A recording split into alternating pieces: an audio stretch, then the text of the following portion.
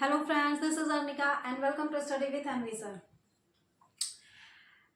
तो आज से हम लोग क्या कर रहे हैं, कक्षा 10 का फिजिक्स स्टार्ट कर रहे हैं, जो कि हमारा पहला चैप्टर ही क्या है, प्रकाश है। पहला चैप्टर ही प्रकाश है तो प्रकाश ही पढ़ना है। तो आज से हम लोग कक्षा 10 के फिजिक्स में क्या देखेंगे, प्रकाश में इंट्रोडक्शन क्लास हमारी होगी, यानी कि प्रकाश में हम ज्यादा कुछ आज नहीं सीखेंगे, बस देखेंगे इसके बेसिक इंट्रोडक्शन क्या है। तो चलिए आगे देखते हैं कि प्रकाश किसे कहते हैं, प्रकाश का हमारे जीवन में क्या महत्व है। भाई प्रकाश का तो हमारे जीवन में भी महत्व है। महत्व क्या है, बहुत ही महत्व है। तो देखते हैं उसको। तो पहली बात ही आती है कि प्रकाश कहते किसको है। तो अगर बात कर ले प्रकाश के डेफिनेशन की, परिभाषा की, तो हम यहाँ पे क्या करेंगे कि प्रकाश क्या है, एक ऊर्जा है।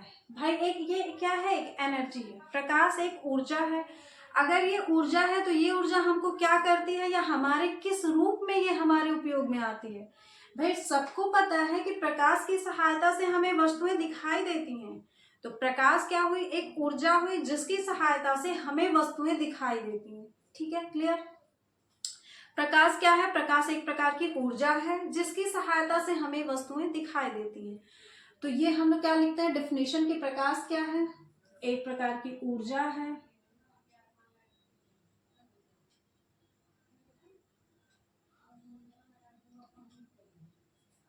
हेडिंग लगाएंगे प्रकाश और लिखेंगे कि यह एक प्रकार की ऊर्जा है जिसकी सहायता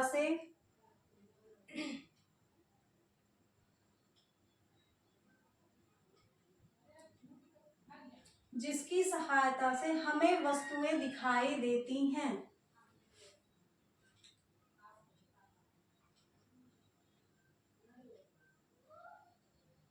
यानी कि वस्तुओं को देखने के लिए हमें क्या चाहिए, प्रकाश। बिना प्रकाश के वस्तुएं दिखाई नहीं देंगी। जैसे कि आप चले जाइए अंधेरे कमरे में तो चीजें क्या होंगी, हमको दिखाई नहीं देंगी। पर जो ही हम क्या करते हैं, लाइट ऑन करते हैं, तो हमें वहां पे जो भी चीजें हैं वो सब क्या हो जाती है, दृश्य हो जाती है, यानी कि दिखाई देने लगती हैं। तो ये बात हो गई कि प्रकाश एक प्रकार की ऊर्जा है जिसकी सहायता से हमें वस्तुएं दिखाई देती हैं। तो प्रकाश खुद नहीं दिखाई देता। यहाँ पे चीजें दो अलग अलग बात है कि प्रकाश खुद दिखाई नहीं देता है, बल्कि वो देखने में मदद करता है, वस्तुओं को देखने में।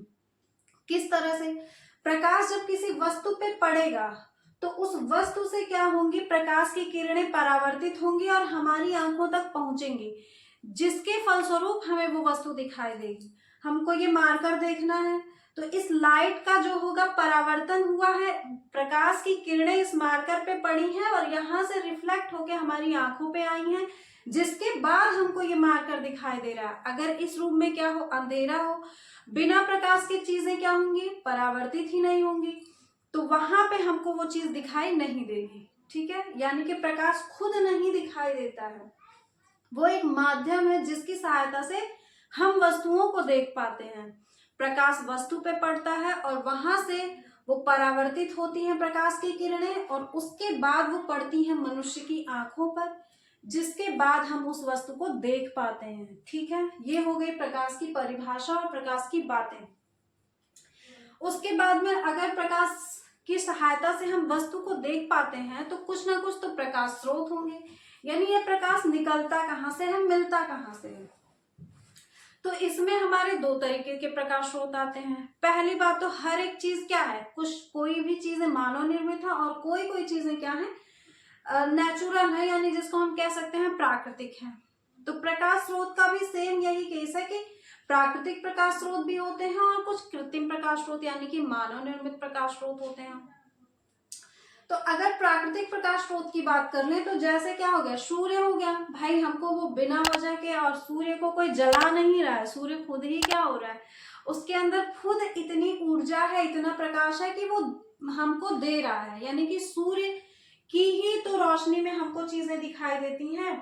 तो जो सूर्य हो गया, तारे हो गए, ये सभी क्या आएंगे, कृत्रिम प्रकाश स्रोत में आएंगे। अरे सॉरी, कृत्रिम नहीं, मतलब नेचुरल में आएंगे। उसके बाद में हमारे कृत्रिम प्रकाश स्रोत हो गए जो हमने बनाए हैं।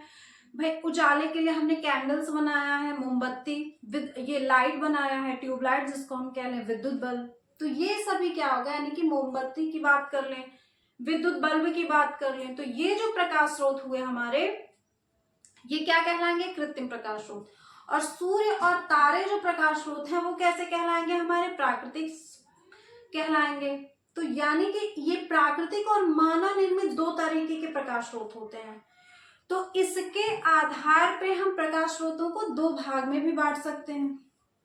यानी कि किसके आधार पे, प्रकाश स्रोत को हम लोग बांट सकते हैं दो भाग में। किसके आधार पे, कि वो मानव निर्मित है कि कृत्रिम है, इसके आधार पे।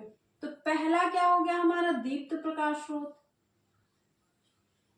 और दूसरा हमारा क्या हो जाएगा, अदीप्त प्रकाश स्रोत। ये इतना इंपॉर्टेंट नहीं है बट ठीक है, चीजें थोड़ी सी जाननी चाहिए हमको। दीप्त प्रकाश स्रोत मतलब ल्यूमिनस सोर्स और अदीप्त प्रकाश स्रोत मतलब नॉन ल्यूमिनस सोर्स, ठीक है। अब बात आती है दीप्त प्रकाश स्रोत की। तो दीप्त प्रकाश स्रोत ऐसे प्रकाश स्रोत होते हैं जो खुद ही मतलब प्रकाशित होते हैं, उनको प्रकाशित होने के लिए किसी के सहायता की जरूरत नहीं पड़ती है, या फिर हम कह रहे हैं कि जो भी हमारे नेचुरल प्रकाश स्रोत होते हैं वो दीप्त प्रकाश स्रोत होते हैं, ठीक है। तो दीप्त प्रकाश स्रोत समझ में आया कि क्या है, जो प्रकाश स्रोत स्वयं प्रकाश उत्पन्न करते हैं वो दीप्त प्रकाश स्रोत कहलाते हैं। अभी हमने बताया कि स्वयं प्रकाश कौन उत्पन्न करता है, भाई जो ऊर्जा और ये क्या प्रकाश का सबसे बड़ा स्रोत है सूर्य। और दूसरी बात हम किसकी बात कर लें, तारे की बात कर लें, ठीक, सूर्य और तारे। अब कुछ लोग कहेंगे मैम चांद भी तो चमकता है, यानी कि चांद में भी तो रोशनी होती है, वो भी क्या है, नेचुरल, चांद को तो हमने नहीं बनाया है। लेकिन बात यहाँ पे क्या आती है कि चांद को हमने तो नहीं बनाया है, लेकिन चांद के पास में खुद का प्रकाश नहीं होता है। चांद को के पास प्रकाश आता कहाँ से है, तो वो सूर्य के प्रकाश से प्रकाशित होता है। भाई अमावस्या की रात आती है तो कब होती है अमावस्या, जब सूर्य और चंद्रमा के बीच में पृथ्वी आ जाती है। तो भाई चंद्रमा पड़ गया काला, तो अगर चंद्रमा पड़ गया काला तो उसके पास खुद का प्रकाश है तो उसे काला तो नहीं पड़ना चाहिए। तो इसका मतलब क्या हुआ कि सूर्य का प्रकाश जब चंद्रमा पे नहीं पड़ता है, बीच में आ जाती है पृथ्वी हमारी, तो वो बढ़ जाता है काला। तो इसलिए यहां से ये पता चलता है कि जो चंद्रमा है उसके पास खुद का प्रकाश तो है ही नहीं।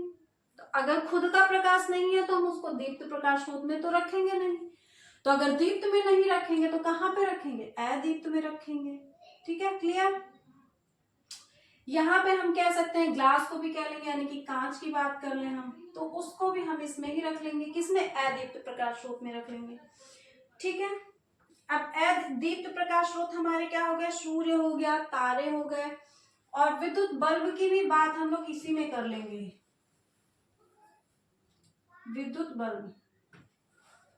अब एक चीज क्लियर रखिएगा कि विद्युत बल्ब मानव निर्मित है, लेकिन हम यहाँ पे मानव निर्मित और प्राकृतिक की बातें नहीं कर रहे हैं, मानव निर्मित और प्राकृतिक की बातें नहीं कर रहे,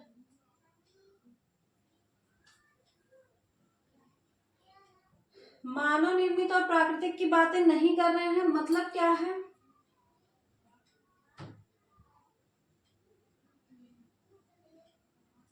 मानव निर्मित और प्राकृतिक की बातें नहीं कर रहे हैं, हम बात किसकी कर रहे हैं कि ऐसे प्रकाश स्रोत जो खुद ही प्रकाशित हो। भाई बल्ब को हमने इस हिसाब से डिजाइन किया है, उसके अंदर कुछ ऐसे इंस्ट्रूमेंट्स को डिजाइन किया गया है कि हम स्विच ऑन करते ही वो बल्ब जल उठता है, तो उसको तो हम नहीं जाते हैं ना जलाने। मतलब क्या है कि जो खुद ही जले, उसको जलने के लिए हमको वहां टॉर्च नहीं दिखाना पड़ता है बल्ब को कि हम टॉर्च दिखा रहे हैं तो बल्ब से रोशनी निकल रही है, ठीक है। तो दीप्त प्रकाश स्रोत ऐसे प्रकाश स्रोत होते हैं जो खुद क्या करते हैं, प्रकाश उत्पन्न करते हैं। और अदीप्त प्रकाश स्रोत क्या होते हैं, ऐसे प्रकाश स्रोत जो दीप्त प्रकाश स्रोतों की सहायता से प्रकाश उत्पन्न करें। तो बात यहाँ पे चंद्रमा की आ गई कि सूर्य की सहायता से ही चंद्रमा चमकता है, तो चंद्रमा किस में आ गया, अदीप्त में आ गया। इसका मतलब जो खुद से ही चमके वो क्या, दीप्त, और जो दीप्त की सहायता ले ले वो कौन कहलाएगा, अदीप्त कहलाएगा। कांच का भी सेम ही यही है कि हम टॉर्च दिखाएंगे या वो किसी विद्युत बल्ब जब पड़ेगा कांच पे तो वहां से लाइटिंग हमारी निकलेगी, ठीक है। तो ये अंतर हो गया हमारा दीप्त प्रकाश स्रोत और अदीप्त प्रकाश स्रोत में, ठीक है। अब हमने क्या पढ़ा, प्रकाश पढ़ लिया। प्रकाश क्या होता है, एक प्रकार की ऊर्जा है। फिर प्रकाश हमारा जो है, अगर ऊर्जा है, एक तरीके का साधन है जिसकी सहायता से हम वस्तु को देख पा रहे हैं। तो कुछ हमारी जो वस्तुएं प्रकाशिक चीजें होंगी, प्रकाश स्रोत होंगे जो मानव निर्मित होंगे, और कुछ होंगे जो हमारे कृत्रिम क्या कहें नेचुरल होंगे। उसके आधार पे हमने इनको दो भागों में बांट लिया। अब देखते हैं कि प्रकाश की क्या क्या क्वालिटीज होते हैं। अगर हम प्रकाश को इतना ज्यादा पढ़ रहे हैं तो उसके अंदर और क्या क्या गुण होते हैं, भाई जानना तो चाहिए कि जो प्रकाश हमारे जीवन में इतना उपयोगी है, उसके बिना हम एक कदम नहीं चल सकते अंधेरे में। उसके अंदर और क्या क्या गुण है, कि सिर्फ यही है कि वो हमको उजाला देता है? तो देखते हैं कि प्रकाश के गुण क्या हैं। प्रकाश के गुण, प्रॉपर्टीज ऑफ लाइट। ठीक है, तो प्रकाश के गुण में अगर हम पहली बात कर लें क्या तो यह एक सीधी रेखा में चलता है। ठीक है, यानी कि प्रकाश किस तरह से चलता है, तो सीधी रेखा में चलता है, सीधी रेखा में चलता है। ठीक है, सीधी रेखा में चलने का मतलब क्या है, कि मान लेते हैं कि अगर हमने कोई कैंडल ले लिया है, ठीक है, ये हो गया कोई कैंडल, इसको हम क्या कर रहे हैं, थोड़ा सा टर्न पाइप लेते हैं और यहां से हम क्या करेंगे, देखेंगे तो जो होगी हमको इस कैंडल की लौ दिखाई नहीं देगी। ठीक है, लेकिन अगर इसकी जगह पे हम ले लेते हैं कोई एक रॉड सीधी, और यहाँ पे ये बैठे हुए हैं आप, हम नहीं देख रहे हैं, आप हैं, तो यहां से जब हम देखेंगे इस लौ को तो हमें दिखाई देगा। यहां से दिखाई क्यों नहीं देगा, क्योंकि प्रकाश की किरणें यहाँ टकराएंगी और ये हमारी आंख तक तो आ ही नहीं पाएंगे, और यहाँ से सीधा हमारी आंख तक पहुंचेंगे। तो इसी से क्या होता है, हमें पता चला कि जो प्रकाश हुआ वो सीधी रेखा में चला। जो ही हमने टर्न पाइप को लिया तो प्रकाश टर्न होके हम तक नहीं पहुंचा है भाई, वो यहीं से रिफ्लेक्ट होके वापस चला गया है। ठीक है, तो ये सबसे इंपॉर्टेंट हमारा कैरेक्टर हुआ या प्रॉपर्टी कह लें प्रकाश के गुण का। ठीक है, तो प्रकाश क्या होता है, सीधी रेखा में चलता है। अगर प्रकाश सीधी रेखा में चलता है, और एक तो हमने परिभाषा में ही बता दिया है कि प्रकाश जो होता है वो खुद दिखाई नहीं देता है, यानी कि प्रकाश स्वयं अदृश्य होता है।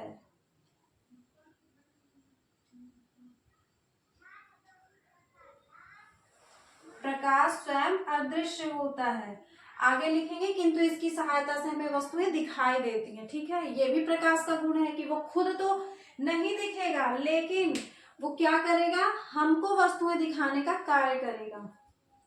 तीसरे प्रॉपर्टी की बात कर लेते हैं कि प्रकाश के चलने के लिए यानी कि गमन के लिए माध्यम की आवश्यकता नहीं होती है। प्रकाश के गमन के लिए यानी कि प्रकाश जो है गमन के लिए माध्यम की आवश्यकता नहीं होती है।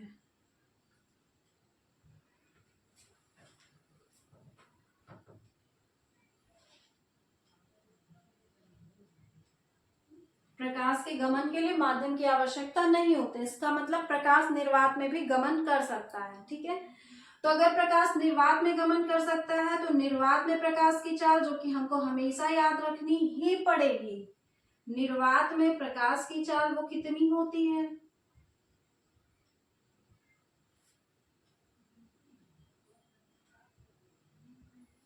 3 × 10⁸ मीटर पर सेकेंड, यानी कि 1 सेकेंड में वो 3 × 10⁸ मीटर तक जा सकता है प्रकाश। देखिए कितनी ज्यादा स्पीड है उसकी। ठीक है, अगली प्रॉपर्टी इसकी आती है, प्रकाश जब एक माध्यम से दूसरे माध्यम में प्रवेश करता है, एक माध्यम की बात कर ले, मान लेते हैं यहाँ पे हमने ले लिया पानी, और ये दूसरा माध्यम मान लेते हैं हमने ले लिया हवा। तो जैसे यहाँ प्रकाश आएगा, ठीक है, और ये पहला माध्यम हो गया, ये बात कर लिया हमने दूसरे माध्यम की। प्रकाश जब एक माध्यम से दूसरे माध्यम में प्रवेश करता है यानी कि उसमें घुसता है, तो क्या होता है, अपने पथ से विचलित हो जाता है। अब ऐसे नहीं कि आ रहा था तो ऐसे ही जाएगा, बिल्कुल नहीं। ये क्या होगा कि यहाँ पे हम देखेंगे प्रकाश के अपवर्तन में, यही घटना तो अपवर्तन कहलाती है। प्रकाश के अपने पथ से विचलित होने की ही घटना तो अपवर्तन कहलाती है, हमको आगे देखना है। तो यहाँ पे बस हमें कैसे समझा देते हैं कि जब प्रकाश एक माध्यम से दूसरे माध्यम में जाता है तो यहाँ पे अगर हम एक अभिलंब खींचते हैं तो या तो वो उससे दूर जाएगा या तो उसकी तरफ झुक जाएगा, यानी कि ये रहा हमारा एक माध्यम और ऐसे प्रकाश आए, या तो एक कंडीशन होगी दूर चला गया इससे, या तो एक दूसरी कंडीशन अगर हम बनाते हैं तो प्रकाश आया तो ये इसकी तरफ झुक जाएगा, अभिलंब की तरफ। इसका मतलब पहले उसका रास्ता ये था लेकिन अभी रास्ता ये हो गया है।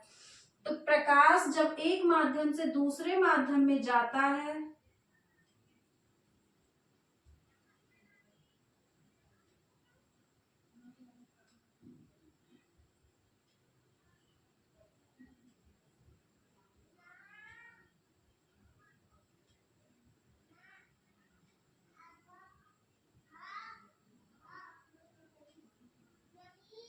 माध्यम में जाता है तो अपने पथ से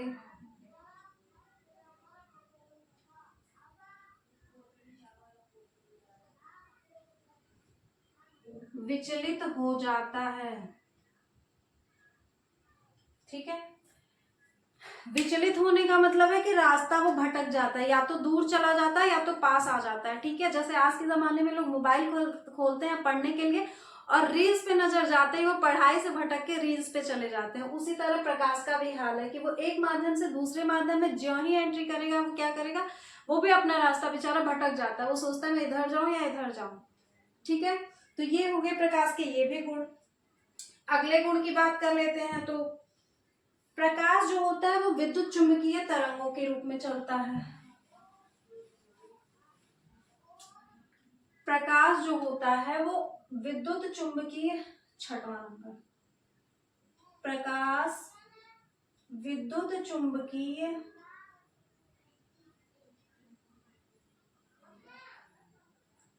तरंगों के रूप में चलता है। ठीक है, और एक और बात आती है, अगर यहाँ पे हमने बता दिया विद्युत चुंबकीय तरंग, इसका मतलब कि जो प्रकाश होगा वो तरंगों की तरीके से चलेगा। लेकिन कुछ साइंटिस्ट यहाँ पे आते हैं, जैसे मान लीजिए ये सब तो आप लोगों के सिलेबस की बात नहीं है। जैसे न्यूटन आए थे तो सबसे पहले उन्होंने प्रकाश के संदर्भ में एक सिद्धांत दिया था जिसमें उन्होंने बताया था कि प्रकाश जो है वो क्या करता है, छोटे छोटे कणों के रूप में चलता है, जिन कणों को उन्होंने फोटॉन्स कहा था। तो इस और फिर उस लेकिन उनकी उस थियरी से प्रकाश के कुछ सिद्धांतों की व्याख्या नहीं हो पाई थी। जैसे अगर उन्होंने कहा कि प्रकाश कणों के रूप में चलता है तो कणों के रूप में प्रकाश ने परावर्तन की व्याख्या नहीं कर पाई। एक और आएगा आगे जिसको अभी तो आप लोगों को पढ़ना नहीं है, व्यतिकरण आएगा। प्रकाश को जब हमने कणों के रूप में माना तो प्रकाश जो है वो व्यतिकरण के नियम को फॉलो नहीं कर पाया। तो कुछ साइंटिस्टों ने कहा कि नहीं, ये कणों के रूप में ना चल करके तरंगों के रूप में चलता है। तो यहाँ पे आ गई बात है एक बहस वाली। तो बहस वाली बात अगर आ गई तो फिर वहां पे उसका एक सलूशन निकला। सलूशन ये निकला कि प्रकाश जो होता है वो दोहरी प्रकृति का होता है, यानी कि डुअल नेचर। जैसे होता नहीं है कि कुछ लोग देखने में कुछ और होते हैं फिर पीठ पीछे कुछ और ही होते हैं, तो ऐसे ही प्रकाश का भी खेल है। तो प्रकाश जो होता है ये दोहरी प्रकृति का होता है। तो दोहरी प्रकृति का होने का मतलब क्या हमने बताया, प्रकाश दोहरी प्रकृति का होता है। अब इसकी दोहरी प्रकृति जो आएगी वो पहली आएगी कि एक तरंग का गुण इसके अंदर होता है। ये लिखना नहीं है, ये थोड़ा ये समझने के लिए। प्रकाश जो होता है वो तरंग फॉर्मेट भी शो करता है और प्रकाश कणों का भी रूप जो है लेता है।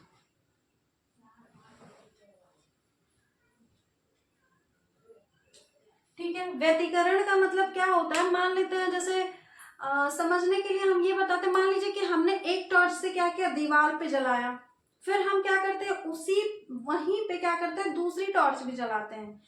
तो वहां पे हमको दो टॉर्च जलाने की वजह से क्या होता है, लाइट वहां की और तेज हो जाती है।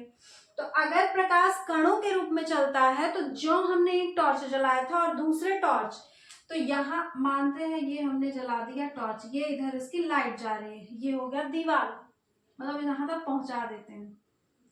अब यहीं पे अगर हम लेके आते हैं दूसरा टॉर्च, इसकी भी तो रोशनी ऐसे ही जाएगी, मतलब इसको हमने क्रॉस करके अगर जलाया तो जहां पे ये दोनों आपस में मिलेंगे, कणों का ये सबसे बड़ा गुण होता है कि दोनों एक दूसरे को प्रतिकर्षित करते हैं। तो यहाँ पे दीवार पे जो लाइट पड़ेगी, जब यहाँ के कण इस वाले टॉर्च की कण इसको और यहाँ ये दोनों एक दूसरे को क्या करेंगे, प्रतिकर्षित करेंगे। तो टॉर्च की जो रोशनी है वो दीवार पे ज्यादा ना होके और कम होनी चाहिए। लेकिन होता क्या है, दो टॉर्च जलाने से एक पास में वहां की रोशनी और बढ़ जाती है। तो ये मतलब क्या है कि कण तो इसके अंदर नहीं है, यानी कि कणों का गुण तो नहीं ये दिखा रहा है। यही घटना हमारी व्यतिकरण कहलाती है। ठीक है, मतलब समझने के लिए ये था व्यतिकरण। तो इसका मतलब कि प्रकाश के अंदर क्या है, डुअल नेचर है, दोहरी प्रकृति है। वो कणों के रूप में भी चल सकता है और वो तरंग के फॉर्मेट में भी चल सकता है। ठीक है, ये हो गई बात। अब उसके बाद अगली बात अगर बात करें तो ये तो सबसे पहले थोड़ा सा इसको जगह को खाली कर लेते हैं।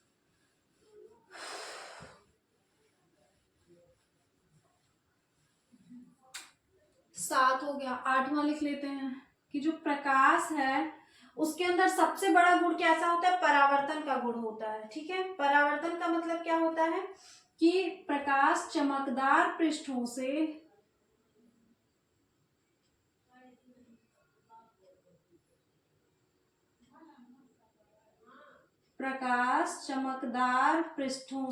परावर्तित होता है। इसको तो हम छोड़ नहीं सकते हैं क्योंकि तभी तो हम परावर्तन पढ़ेंगे आगे। प्रकाश चमकदार पृष्ठों से परावर्तित होता है। ठीक है, ये हो गए प्रकाश के गुण। इतने गुण तो बहुत है, मतलब और भी हैं बट ठीक है, क्लास 10 के लेवल पे इतना बहुत है, सफिशिएंट है। उसके बाद हम लोग बात कर लेते हैं,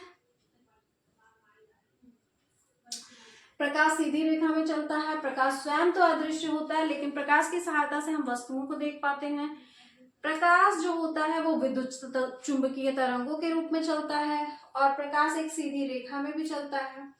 प्रकाश को चलने के लिए माध्यम की जरूरत नहीं होती है। ठीक है, हाँ, एक तो सबसे इंपॉर्टेंट बच जा रहा है, 9वां हम कर लेते हैं कि विभिन्न मतलब अलग अलग माध्यमों में, यानी कि भिन्न भिन्न माध्यमों में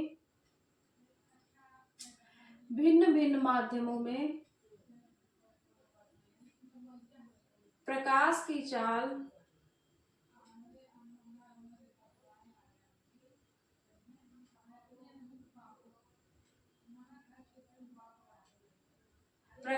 चाल भिन्न भिन्न होती है। ठीक है, अब इसका क्या मतलब हुआ, अभी हमने कहा कि भिन्न भिन्न माध्यमों में, अभी हमने दो माध्यम का उदाहरण लिया था, एक लिया था हमने जल और एक लिया था वायु। जब भी हमने अपवर्तन की बात की थी कि अलग अलग माध्यमों में क्या हो जाएगा, जब जाने पे उसमें क्या आएगा, परिवर्तन। यहाँ पे जब एक माध्यम से दूसरे माध्यम में जाता है तो अपने पथ से विचलित हो जाता है। ठीक है, क्योंकि अभी तक वो जिस माध्यम में था, अभी अचानक से उसको दूसरे माध्यम में अगर उठा दिया गया तो क्या होगा, अपने रास्ते से तो भटक जाएगा। तो अगर रास्ते से भटकेगा तो उसकी चाल भी तो थोड़ी सी, भाई चाल पे भी तो कुछ अंतर आएगा ना, चाल पे भी उसका प्रभाव पड़ेगा। अब मान लेते हैं हम लोग अगर नॉर्मल रनिंग कर रहे हैं तो अभी बढ़िया अगर रोड मिल जाए तो उसपे तो हमारी रेसिंग अच्छी होगी। अब वही रास्ता अगर हम कुछ दूर चले और हमको मिल गया पथरीला, तो हमारे तो स्पीड में तो फर्क आएगा ना, यानी हमारी भी तो चाल में परिवर्तन आएगा। तो वही होता है प्रकाश के साथ कि अलग अलग माध्यम में ज्यों ही प्रकाश प्रवेश करेगा तो उसकी चाल भी क्या हो जाएगी, अलग अलग हो जाएगी। ठीक है, तो ये थे क्या, प्रकाश के गुण की बात हो गई। अब क्या देख लेते हैं हम लोग कि प्रकाश पुंज क्या होता है। प्रकाश पुंज क्या होता है, अगर इंट्रोडक्शन देख ही रहे हैं तो ठीक है, थोड़ा ढंग से ही देख लेते हैं।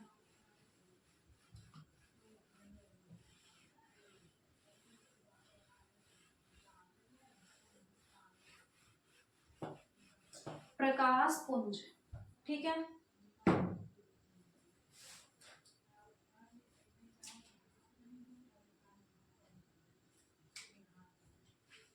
मान लेते हैं ये सूर्य है हमारा, सूर्य से ये प्रकाश आ रहा है, यहाँ पे आप खड़े हैं, ये हाथ हो गया, पैर हो गया। ठीक है, सूर्य से हमारा प्रकाश आ रहा है, आप तक का पहुंच रहा है। उसके बाद क्या होगा, कि ये कई किरणों के रूप में ही तो आ रहा है। अभी हमने कहा कि प्रकाश तरंगों के रूप में चलेगा, इसका मतलब ये कई तरंगे तो आएंगी ना, एक तरंग तो आएगी नहीं कि वहां से कि हाँ चलो तुम इस आदमी के ऊपर जाके गिरो, ऐसा तो नहीं होगा। वो क्या होगा, एक समूह के रूप में आएगा। तो यही जो पूरा समूह प्रकाश किरणों का जो समूह कहलाता है वही हमारा प्रकाश पुंज होता है। ठीक है, और जो इनका माध्यम होता है यानी कि ये जो चलती है ये प्रकाशिक माध्यम होती है। तो प्रकाश किरणों का जो समूह होता है वो हमारा प्रकाश पुंज कहलाता है। ठीक है, प्रकाश पुंज क्या होता है, प्रकाश किरणों का समूह ही क्या कहलाता है, प्रकाश पुंज कहलाता है। ठीक है, अब प्रकाश पुंज की बात अगर हमने कर लिया है तो देख लेते हैं कि प्रकाश पुंज भी हमारे 3 तरीके से हो जाते हैं। ये 3 कौन से होते हैं, एक तो होता है अभिसारी, इसकी जरूरत यहाँ पे नहीं है, जब हम प्रतिबिंब पढ़ेंगे तो वहां पे इसकी जरूरत है, इसलिए हम थोड़ा सा बता देते हैं।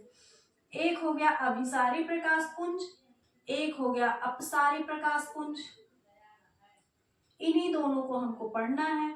और एक हो गया समांतर हमारा। समांतर में तो कोई ऐसी खास बात नहीं है। समांतर प्रकाश पुंज का मतलब क्या हो गया, जब किरणें हमारे समांतर रूप में चले, ये तो समांतर लाइंस है तो ये कहलाएगा हमारा समांतर प्रकाश पुंज। इसमें तो कुछ समझने जैसा है नहीं। प्रकाश पुंज हमने बताया क्या होता है कि प्रकाश किरणों का जो समूह है वो क्या कहलाएगा, प्रकाश पुंज कहलाएगा। प्रकाश पुंज हमारे 3 तरह से होते हैं, एक अभिसारी हो गया, एक अपसारी हो गया और एक समांतर हो गया।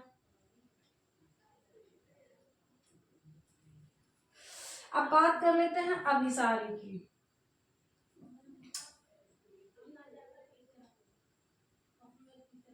जब अभिसारी, हमने ये क्या करा है, कई प्रकाश किरणें आई हैं और एक बिंदु पे आके इकट्ठी हो गई हैं। ठीक है, तो यही घटना हमारी कहलाएगी अभिसारी घटना, अभिसारी। और ये पुंज हमारा क्या कहलाएगा, अभिसारी प्रकाश पुंज कहलाएगा। यानी कि क्या होता है कि जब कई प्रकाश की किरणें आके एक बिंदु पे मिलती हैं हमारी, क्या होता है, जब प्रकाश की समस्त किरणें यानी कि जितनी भी किरणें आ रही हैं वो आके किसी एक बिंदु पे मिले। अब ये देखिए यहाँ पे ये 2 कंडीशन बनती, एक तो जो हम टॉर्च की बात करते हैं, ये हमारा हो गया, मान लीजिए हमने यहाँ पे टॉर्च जलाया तो टॉर्च से रोशनी इस तरीके से निकलती है। ठीक है, और ये क्या है, उसका अपोजिट है। तो ये जो हो जाएगा कंडीशन, यानी जो टॉर्च वाली कंडीशन होगी वो क्या होगी, अपसारी होगी, अपसारी। यहाँ पे दोनों में कंफ्यूजन तो बहुत होता है, एक हो गया अभिसारी और एक हो गया अपसारी। तो अभिसारी क्या होता है, चीजों को एक जगह ला के समेट देता है। ये कई किरणें आई और एक बिंदु पे आके ही खत्म हो गई या एक बिंदु पे जाके अटक गई हैं, तो ये घटना हमारी कहलाएगी अभिसारी प्रकाश पुंज। यानी कि ये, और अपसारी भी कहते नहीं है जाके कपड़ा पसार आओ, पसारने का, ये तुमने चीजों को कैसे पसार के रखा है कमरे में, मतलब क्या बिखेर के रखा है, फैला के रखा है।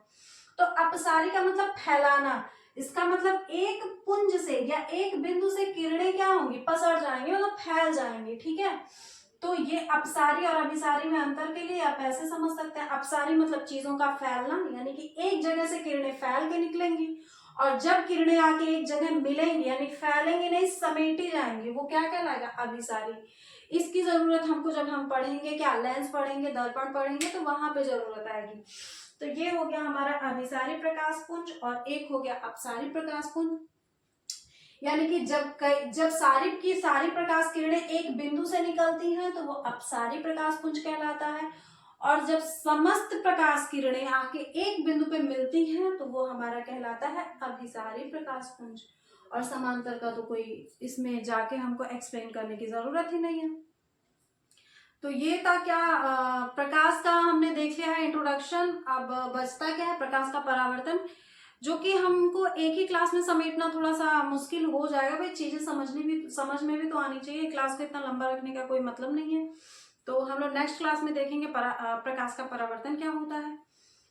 तो आज की चीजों को बस, कोई बहुत ज्यादा क्या है, समझने वाली चीजें तो थी नहीं, बाकी समझ में तो आई होंगी, ऐसा उम्मीद तो हम कर सकते हैं। बाकी क्लास आप लोगों को कैसी लगे आप लोग जरूर बताइएगा। पढ़ते रहिए और अपना ख्याल रखिए। Thank you.